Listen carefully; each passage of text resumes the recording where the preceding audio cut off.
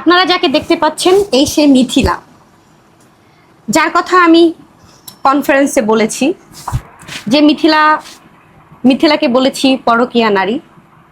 আসলে আমার স্বামী যখন তার সাথে রিলেশন করে তখন সে আমার কাছে পরকীয়া নারী হবে। আচ্ছা মিথিলা, তুমি আমার কাছে কিভাবে আসলা বলো তো? শোনো, যাদের জন্য, যার বাবাকে 32টা দিন সেবা করলাম, তারা আমাকে রাস্তায় ফেলে দিল।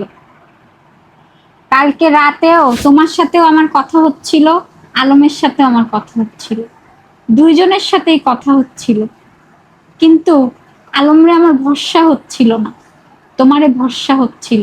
কারণ কি? তারপরেও কারণ কি? আমাকে ভরসা হওয়ার কারণ কি? মনের ভেতরে ইচ্ছা করতেছিল কি জানো, যে ভুল হয় জানো, আমি যে আলমরে ভরসা করতে পারছি না, এটা যেন সকালে ভুল হয়, কিন্তু ভুল হয়নি।